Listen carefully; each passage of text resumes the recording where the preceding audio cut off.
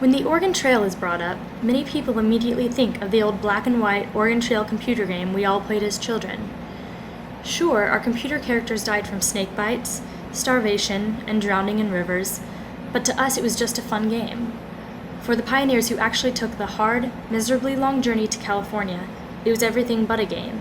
Unfortunately for them, the snake bites were real, the food was sparse, and crossing rivers was deep and dangerous.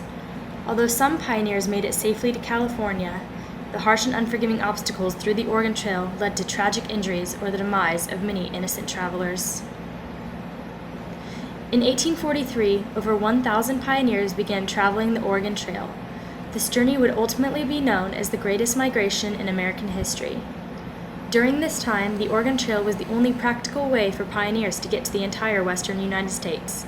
And if it weren't for the trail, the places we now know as California, Utah, Washington, Oregon, Idaho, and Nevada would probably not be a part of the United States today. Some went all the way to Oregon to try to find farmland, while others headed to California in search of gold. Either way, the journey west on the Oregon Trail was extremely difficult, with 1 in 10 dying along the way. Although it has been said that Native Americans were one of the biggest problems for traveling immigrants, Native tribes were helpful and kind most of the time. The real hardships were cholera, poor sanitation, and accidental gunshot wounds.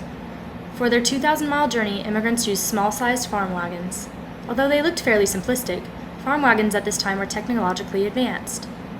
For example, the complex undercarriage was centered around a kingpin, which allowed the front wheels to pivot so the wagon could turn easily. And the front wheels were smaller than the ones in back, which also helped the wagons to make a sharp turn more easily. The wagons were supported by large axles. At times the axles broke, which left the travelers in serious trouble. Without a spare, they were forced to abandon their wagon or drag it along as a two-wheeled cart. Because horses could not live on prairie grasses alone, most of the immigrants decided on oxen to pull their wagon on the trail. Oxen were strong, could live off of grass, and were much less expensive.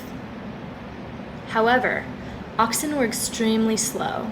They only moved about 2 miles per hour, which made the long journey through the trail even longer and more drawn out.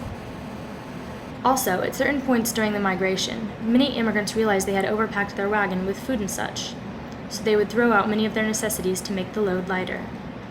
Aside from that, many immigrants walked barefoot the entire 2,000 miles in order to lighten the load as well. All of these things would make life on the Oregon Trail that much harder, especially as immigrants traveled farther along and came across many more hardships that would slow them down, hurt them, or kill them. River crossings were a major source of distress for the pioneers. Hundreds drowned trying to cross the various rivers along the way. In 1850 alone, 37 people drowned trying to cross the Green River in Wyoming. Those who didn't drown were usually taken across the ferry by riverboat. The charge ranged up to $16, which was a lot of money at the time. It was almost the same price as an oxen. One ferry earned $65,000 in just one summer. The immigrants complained bitterly, and even then, some ferry boats would be so stuffed with people, immigrants feared for their lives still. Another big source of distress was little accidents that came with fatal consequences. Because the wagons didn't have any safety features, death was instant if someone fell under the massive wagon wheels. Many lost their lives this way, especially careless children. One immigrant, Edward Lennox, explained, "A little boy fell over the front end of the wagon during our journey. In his case, the great wheels rolled over the child's head, crushing it to pieces." Aside from accidents like this were other accidents like gunshot wounds. Oftentimes the men would be fiddling around with their guns and accidentally pull the trigger, leaving a bullet in their fellow traveler. Aside from accidents and drowning in rivers, thunderstorms also took their toll. A half-dozen immigrants were killed by lightning strikes, while many others were injured by hail the size of apples. Heavy rains were especially tough for the immigrants because there was no shelter on the open plains and the covered wagons leaked. Perhaps the biggest problem on the trail was a mysterious, deadly, and incurable disease called cholera. Often an immigrant would go from healthy to dead in as little as 3 hours.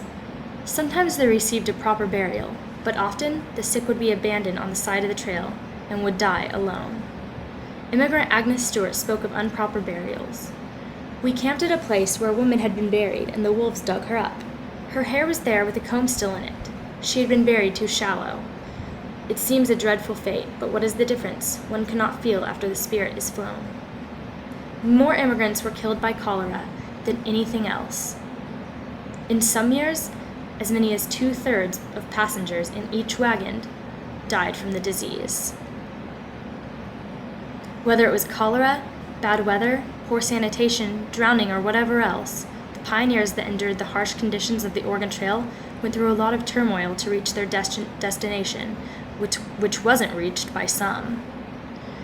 The Oregon Trail is a national landmark today, celebrating the ability it gave many pioneers to cross into unfamiliar territory in order to make a new life for themselves. Although some of the harsh conditions along the trail were only obstacles to slow down progression for some, many immigrants' lives were taken away from the tragic hardships and dangers along the trail. Unlike the Oregon Trail computer game from our childhood, the immigrants who actually endured the hardships of life on the trail couldn't just press a few buttons to take the journey, nor could they start over if they were struck by death along the way.